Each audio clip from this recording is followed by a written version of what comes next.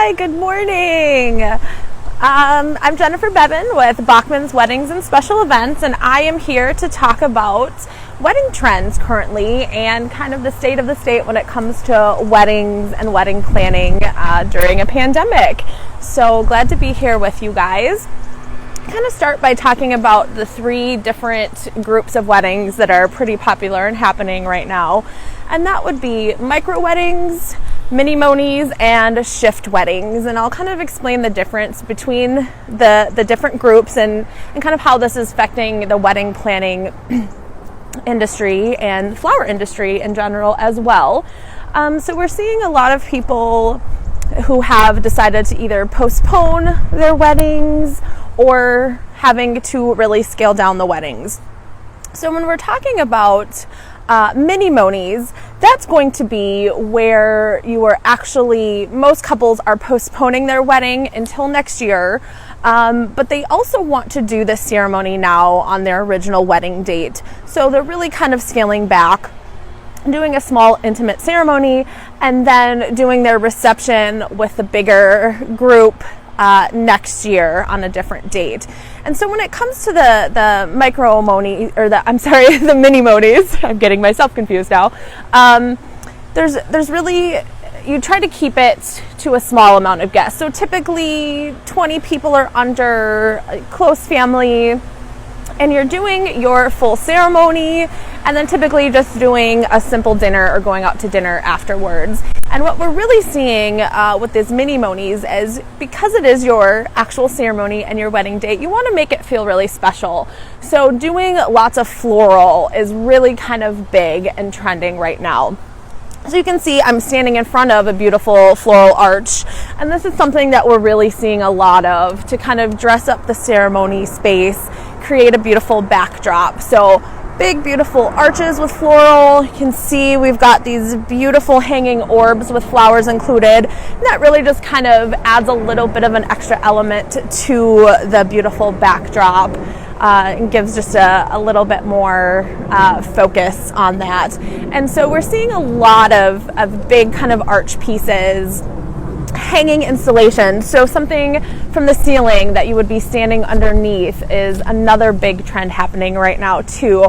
So really kind of decorating the backdrop, making it feel really special, really warm, and really intimate, especially because you're not having all of your guests there to kind of see that part.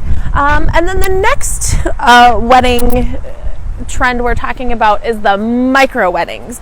So when it comes to the micro weddings, the couples are still doing their full wedding ceremony, reception, but they're just scaling everything down to a very small size. And these couples are couples that are not doing a reception the following year. So everything's just being scaled down to a much smaller size. Typically for micro, we're looking about 50 guests or less to keep social distancing guidelines and keep it a little bit easier for everybody attending. And so for that reason, since they're not having another wedding later to be able to celebrate, couples seem to be really going all out for these weddings, because after all, it is your wedding. You want it to feel special and memorable, and that you don't want to have to think about forever that this is what you had to do because you were in a pandemic. You want to make it a beautiful celebration. And so that's what we're helping our wonderful couples accomplish. So again, big trend, the elaborate backdrops. So doing the beautiful arches, doing the hanging installations, doing a lot of greenery surrounded, adding floral arrangements, not just as your backdrop, but maybe lining down the aisle. We're doing a lot of fully lined aisles with rose petals to walk down because it gives you that kind of special feel to the event. Seeing a lot of things like flowers added to the chairs, which is something that in past years hasn't been really popular, but is making a big comeback now with these smaller weddings. So adding decor wherever you can add decor, just to really make it feel intimate and special, is really what it's all about. And then with these micro weddings, you're doing your reception. after as well. So we're going back to a lot of big centerpieces, a lot of floral and greenery and candles on the tables to again give you that really kind of intimate, romantic vibe. And when you have a small audience and a small guest list, that's something that you really want to accomplish. And it makes it really nice to be able to, make everybody feel really special, feel really welcomed, and really kind of celebrate your day and celebrate that love. And then the shift weddings are something that's a little bit different, starting to pick up steam a little bit. And those can go in kind of two different ways. The first is doing your wedding in two different shifts, which is where it gets the name of time frames. So splitting up your reception, you would usually have most guests go to your ceremony, or if there's a cap, then it would be kind of immediate family, closest friends. And then you have your reception right after, where you will serve dinner. You'll have everybody spaced at their tables and kind of go through your night, but it's on a much tighter timeline. So then when everybody's finished with dinner, you kind of go through everything that you need to go through. That crowd will leave, and typically you would start with your family in that crowd with the first shift. And then you'd have your second shift of guests come. That way there's time in between to kind of get everybody in and out, serve your second round of meals for everybody, and then kind of pull in your dancing or things like that, a little bit more like the party crowd, if you will, for that kind of second shift of guests. So, and then the second option for those shift weddings, it will really depend on your venue. If you have a nice large venue that has multiple spaces or multiple event rooms or ballrooms, you can set up your wedding in different stages. So for that, we would kind of do ceremony overall, and then you're going to break up your dinner into different rooms. So you would probably have your family all in one area. You might put all of your college friends in one area because they would know each other a little bit. So you kind of break up in different groups. So it's smaller rooms of people. And that way the couple can travel from room to room in the same venue, visiting with everybody, talking, dancing, whatever it might be. So we have the rooms set up differently. And again, floral is playing a really big part in that as well, because you want each individual room to feel like the full reception. So have centerpieces on the tables, you'll have candles, you'll have greenery, you'll pull in all of those elements. So each room kind of stands alone as its own reception and makes everybody feel like they have kind of the whole experience of the wedding. And so really noticing that flowers are kind of becoming one of the more important elements of weddings, especially in this time where everything's changing a lot.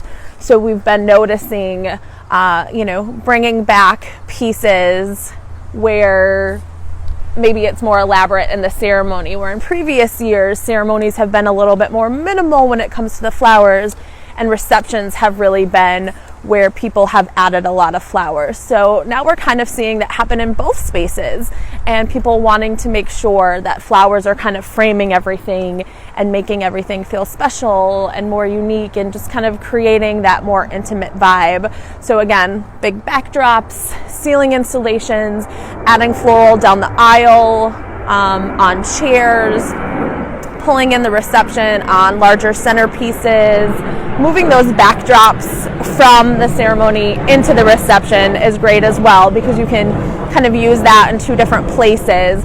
So you can create that maybe behind your head table, or a lot of people right now are doing sweetheart tables to keep themselves a little bit more separated. So something like this would really frame your sweetheart table very well.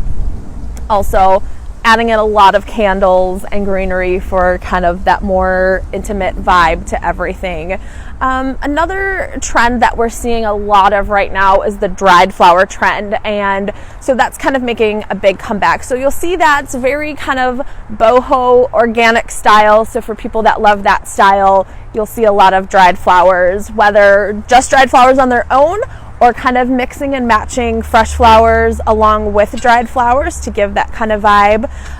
You'll see in something like this, we even have some of the dried pampas grass in there, so it just gives it a little bit of that extra and seeing also a lot of bleached flowers along with those dried flowers. So you'll see a lot of neutrals, a lot of really soft colors, things instead of doing bright greenery, you're doing more subdued greenery. A lot of those kind of bleached whites and taupes and browns, so it really kind of pulls in that very kind of soft, subtle look. And then the last trend we're seeing a lot of right now is kind of going back to breaking the wedding season up seasonally. So typically for the last couple of years, you'll have seen a lot of the same color palettes, no matter what season of the year you're going through, and kind of sticking with those colors throughout the year. Right now we're seeing a lot of things being divided up into seasons. So right now you're going to be seeing a lot of those beautiful fall tones and colors, mixing bright colors with some of those more subdued fall colors, those mustards, those peaches and oranges, bronzes, burgundies, pops of red. So you're seeing a lot of that happening right now, as opposed to previous years when same colors would kind of travel throughout the whole year. So we're kind of loving that from the floral aspect of being able to work with those seasonal blooms, because really it opens a lot more doors for creativity when we can work with those seasonal blooms that are going on. So we definitely love to have that kind of change happening, and love to see those things kind of cycle through. And I think those are kind of the biggest trends that are happening for weddings right now. Of course, we know that things are constantly changing. Around here, it can be day by day that we're having things change with weddings and couples who are having to pivot and figure out a new way to do things. And we're here to help you with that, of course. We are definitely along for the ride with all of the couples that we're working with, and hopefully can take some of that uncertainty and a little bit of that stress off of anybody to help you get through the process. And we're certainly here to help with any of that. So thank you so much for letting me ramble on about some of our favorite wedding trends right now. Appreciate you listening. Thank you.